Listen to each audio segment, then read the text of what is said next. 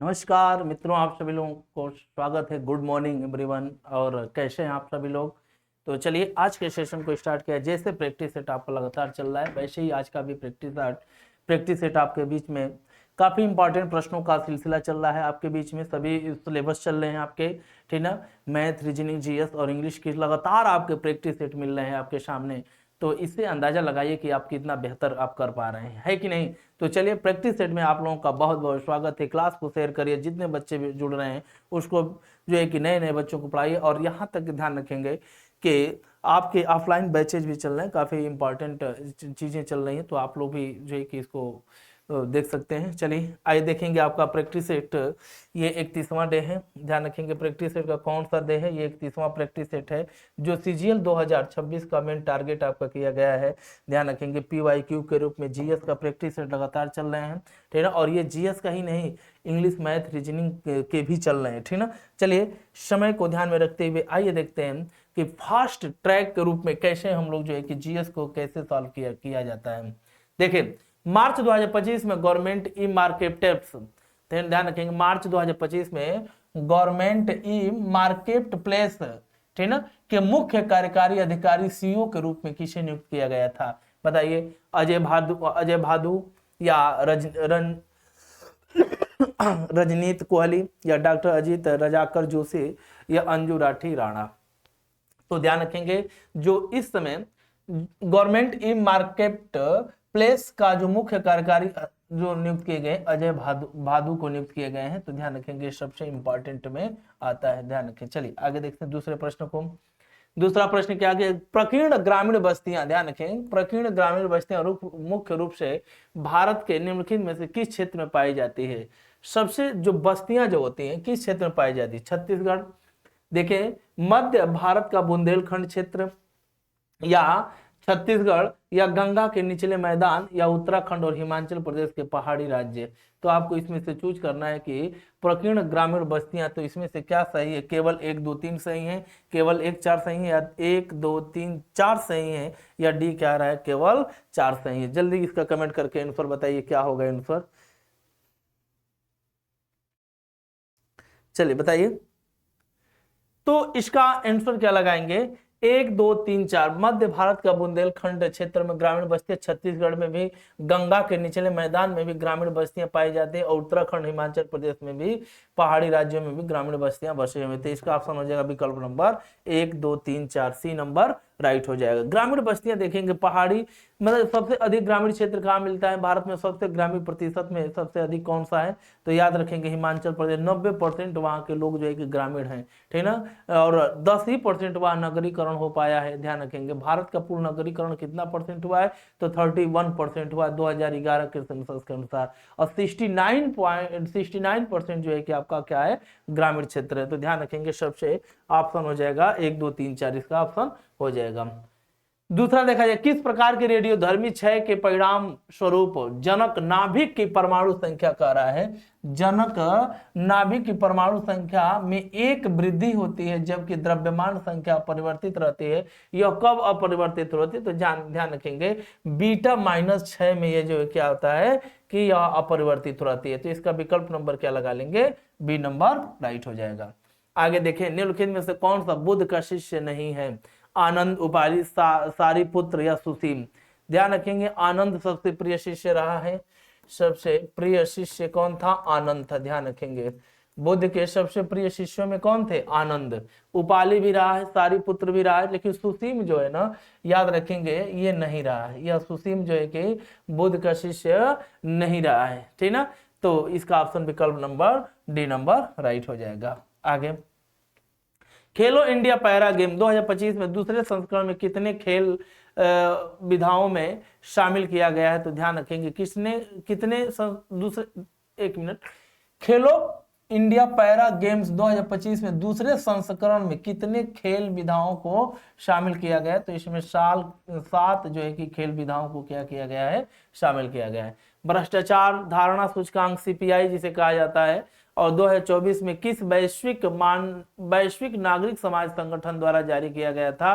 तो याद रखेंगे जो है कि भ्रष्टाचार धारणा, मतलब भ्रष्टाचार को जो है कि उसका एक आंकड़ा जारी करता है, यह कौन सा जारी करता है? तो विश्व बैंक जारी करता है, या UNODC जारी करती है, या इसको देखेंगे OECD जारी करती है, या आप इसे देखेंगे ट्रांसपेरेंसी इंटरनेशनल जारी करता है? तो इसका विकल्प नंबर जो है कि बी नंबर राइट हो जाएगा, ट्रांसपेरेंसी इंटरनेशनल जारी करता है।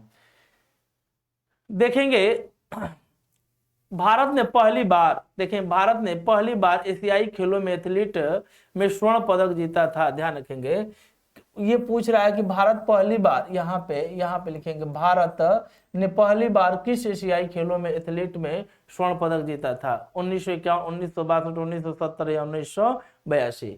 तो इसको देखेंगे तो आपको सबसे इंपॉर्टेंट में क्या आ जाएगा? 1951। 1951 कहाँ हुआ था आयोजन इसका? नई दिल्ली में हुआ था। इसका आयोजन कहाँ हुआ था? नई दिल्ली में हुआ था। और नई दिल्ली में आयोजन तो हुआ था, और इसमें भारत ने क्या जीता था? स्वर्ण पदक जीता था। ध्यान रखिएगा पहला जो है कि एशियाई खेल का आयोजन भी 1951 में ही हुआ था। क्लियर कर लीजिए, 1951 में दिल्ली में हुआ था, ठीक ना। यहीं पे भारत ने क्या जीता था? स्वर्ण पदक जीता था। सभी लोगों को गुड मॉर्निंग एवरीवन। आप लोग क्लास को शेयर करते रहो भाई, गजोधर भाई लोग, आप लोग ऐसे ही करेंगे, बताइए जल्दी क्लास को शेयर करिए। तो इसका ऑप्शन क्या लगा देंगे? ए नंबर राइट हो जाएगा। निम्नलिखित में से कौन सा कथन भारत की हालिया डिजिटल गवर्नेंस पहल को सही ढंग से दर्शाता है? ध्यान रखें भारत की हालिया डिजिटल गवर्नेंस के पहली सही ढंग से दर्शाता है। तो याद रखेंगे यह जो है ना, डिजी लॉकर नागरिकों को आधिकारिक दस्तावेजों में डिजिटल रूप से संग्रहित करने में सक्षम, बहुत अच्छा है ये। इंटरनेट भारत नेट केवल शहरी मेट्रो में कनेक्टिविटी पर केंद्रित है। ये देख चीजें, केवल शहरी, क्या इंटरनेट केवल भारत में शहरी क्षेत्रों में ही कनेक्ट है? ये गलत है कि नहीं? तो इसका ऑप्शन लगाइए काली माई के नाम से, एक सही है, केवल एक सही है, दूसरा क्या हो जाएगा? रॉन्ग हो जाएगा। ध्यान रखेंगे, ठीक ना। भारत शहरी क्षेत्रों के साथ साथ ग्रामीण क्षेत्रों में भी नेट जो है कि क्या होगा? कनेक्टिविटी पर केंद्रित किया हुआ है। तो इसका ऑप्शन दोनों सही है। आगे देखें, जीएसटी के बारे में कह रहा है कि जीएसटी एक गंतव्य आधारित कर है। बिल्कुल कर है, एक स्थान से दूसरे स्थान पे दर जो है कि क्या है? एक जो है कि कर है, गंतव्य आधारित कर है, बिल्कुल कर है। जीएसटी केवल विनिर्माण पर लगाया जाता है, ये गलत है। केवल विनिर्माण पे नहीं लगाया जाता है भाई, इस पे उत्पाद और निर्माण दोनों पे लगाया जाता है। तो इसको ध्यान रखेंगे, केवल ये सही है और आर क्या है? असत्य है। जीएसटी एक, ध्यान रखेंगे जीएसटी जो है ना, जीएसटी एक अप्रत्यक्ष कर है। जीएसटी एक क्या है? एक अप्रत्यक्ष कर है। और इसे कब लागू किया गया था? तो 2016 अधिनियम लाया गया था संसद में। और यह जो है कि 1 जुलाई 2017 को क्या किया गया था? लागू किया गया था। 1 जुलाई 2017 को इसे क्या किया गया था? लागू। और पहला लागू करने वाला राज्य कौन था? असम था। ध्यान रखेंगे, यह इनडायरेक्ट कर है। तो केवल ये सही है, आर क्या है? गलत है। सूचना का अधिकार अधिनियम 2005 में, ठीक है, ध्यान रखेंगे सूचना का अधिकार अधिनियम 2005 में मुख्य उद्देश्य क्या था? ध्यान रखेंगे आरटीआई जब कोई भी संस्था से आरटीआई मांग के उसके बारे में जानकारी ले सकते हैं कि चाहे सरकारी नौकरियों में और किसी भी क्षेत्र विभाग में आप आरटीआई के तहत सूचना प्राप्त कर सकते हैं। तो इसको क्या कर सकते हैं? मीडिया विनिमय नहीं, बिल्कुल। शासन में पारदर्शिता सुनिश्चित करने के लिए आरटीआई जो है कि बहुत इंपॉर्टेंट है।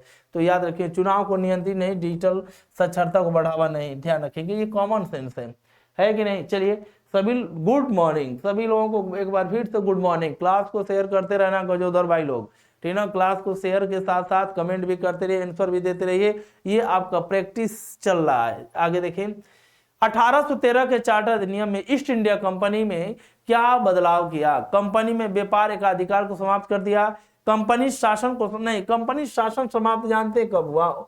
जो है कि 1833 में, जो है कि 1833 शासन अधिनियम के तहत कंपनी को शासन समाप्त कर दिया गया, सीधे भारत से नियंत्रित किया जाने लगा। और पहला गवर्नर कौन बना था? Lord William Bentinck. सार्वभौमिक मताधिकार की नहीं भाई, सार्वभौमिक मताधिकार की शुरुआत नहीं हुई थी, प्रांतीय सरकारों का निर्माण भी नहीं, जबकि कंपनी के व्यापार के अधिकार को क्या कर दिया गया था? समाप्त कर दिया गया था। लेकिन चीन के साथ चाय का व्यापार चलता रहा। क्या चलता रहा? चाय का व्यापार चलता रहा, ध्यान रखेंगे, जिसका ऑप्शन ए हो जाएगा राइट। आगे देखें, लाल किले के बारे में निम्नलिखित कथनों को सही बताना है। लाल किला किसने बनवाया था? शाहजहां ने बनवाया था, ध्यान रखेंगे, शाहजहां। और शाहजहां मुगल बादशाह था, थे ना। इसके 14 संतान थे। इसकी पत्नी का नाम क्या था? इसकी पत्नी का नाम जो है कि मुमताज महल था। पहले प्रारंभ में मेहरुनिशा था। इसके 14 संतान थे। 15वां जो है कि इसके पेट में था, और इसके पेट में थोड़ी था, इसके जो है कि इसके पत्नी के पेट में था। प्रसव पीड़ा होने के कारण इतना दर्द हुआ कि वो डेथ कर गई। 1631 में डेथ करने के बाद इसने आगरा के यमुना नदी के तट पर जो है कि ताज, इसके कब्र को खुदवाया और उसी के ऊपर जो है कि ताजमहल का निर्माण करवाया था। क्या करें कि इसका निर्माण शाहजहां के शासनकाल में बिल्कुल हुआ था। यह यमुना नदी के तट पर, बिल्कुल यमुना नदी के।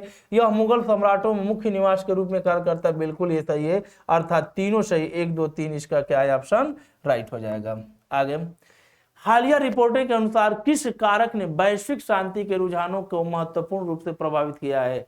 तो याद रखेंगे, सशस्त्र संघर्ष को प्रभावित किया है। तकनीकी नवाचार ने, पर्यटन विकास ने, कृषि उत्पादन ने, जबकि सशस्त्र संघर्ष को क्या किया है? प्रभावित किया है, ध्यान रखेंगे।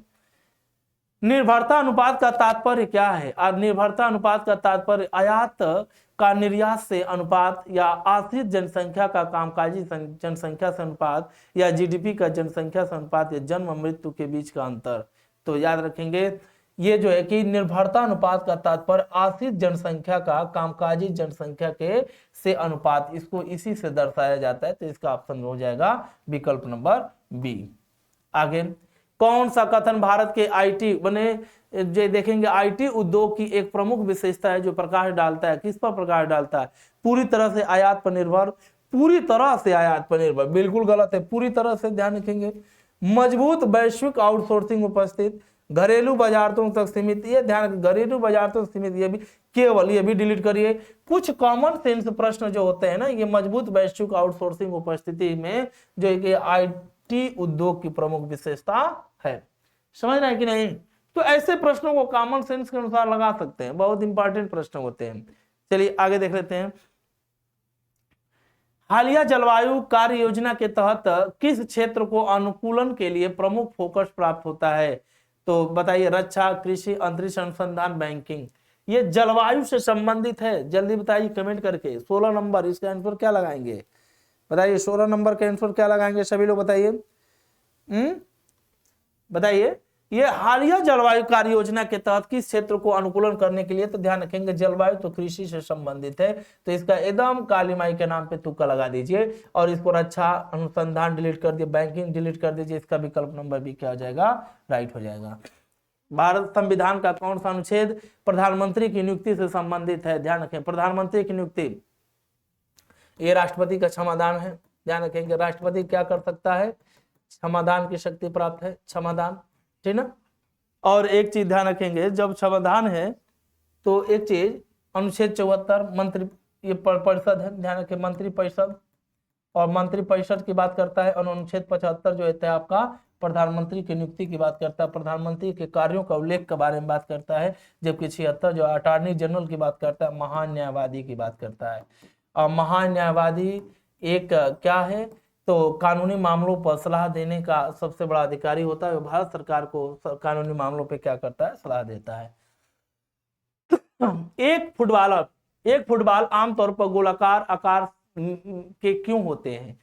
एक जैसे एक फुटबॉल आमतौर पे एक गोलाकार का क्यों होता है? गोलाकार, ऐसे फुटबॉल का जो होता है क्यों आकार का होता है? यहाँ पे ऐसे होते हैं, यहाँ पे इस तरह से होता है। तो बताइए, सौंदर्य अपील के लिए, एक समान गति सुनिश्चित करने के लिए, घर्षण कम करने के लिए, वजन बढ़ाने के लिए। ये तो कॉमन सेंस है, इसको डिलीट करिए। सौंदर्य बढ़ाने की अपील के लिए थोड़ी होता है कि नहीं? इसमें से आप क्या लगाएंगे बताइए, ठीक ना। इसका ऑप्शन लगाएंगे, एक समान गति सुनिश्चित करने के लिए लगाया जाता है। तो इसको तो बहुत ऑप्शन आसान है, घर्षण कम करने के लिए थोड़ी होता है कि नहीं।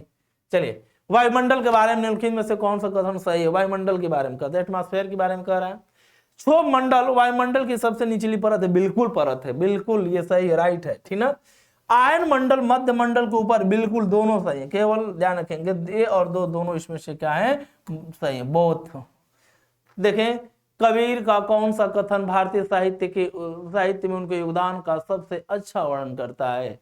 कर्मकांडीय पूजा को बढ़ावा देना, या पदों के माध्यम से सामाजिक असमानताओं की आलोचना की, या केवल दरबारी कविताएं लिखे?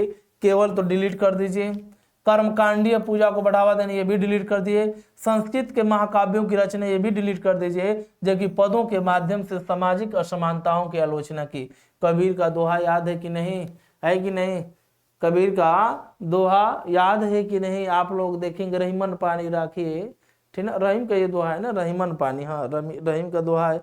कबीर दास की कोई एक दोहा बताइए। कबीरा खड़ा बाजार में सबकी मांगे खैर, ना कहूं से दोस्ती ना कहूं से बैर। ये जो है कि काफी उनका जो दोहे होते हैं ये अध्यात्म जीवन को भी प्रभावित करता है। तो इसका विकल्प नंबर बी क्या हो जाएगा? तो बी नंबर, ठीक ना। माइटोकॉन्ड्रिया का प्राथमिक कार्य क्या होता है? तो प्रोटीन संश्लेषण राइबोसोम्स करता है। ये प्रोटीन संश्लेषण जो होता है ना, इसे प्रोटीन की फैक्ट्री करते हैं, राइबोसोम्स कहते हैं, ठीक है ना, राइबोसोम। ये जो है ना प्रोटीन की फैक्ट्री कहते हैं, प्रोटीन की फैक्ट्री होता है। ये माइटोकॉन्ड्रिया ऊर्जा उत्पादक काम करता है। विकल्प नंबर क्या करता है? बी नंबर, ऊर्जा का उत्पादक होता है। ध्यान रखें, विकल्प नंबर भी राइट कर लेंगे, माइटोकॉन्ड्रिया। 1980 के मास्को ओलंपिक में भारत ने पुरुषों के हॉकी फाइनल में कौन सा स्कोर दर्ज किया था? ये सबसे इंपॉर्टेंट। तो उस समय 4-3 से जो है कि स्कोर दर्ज किया था। विकल्प नंबर डी क्या हो जाएंगे? राइट हो जाएगा।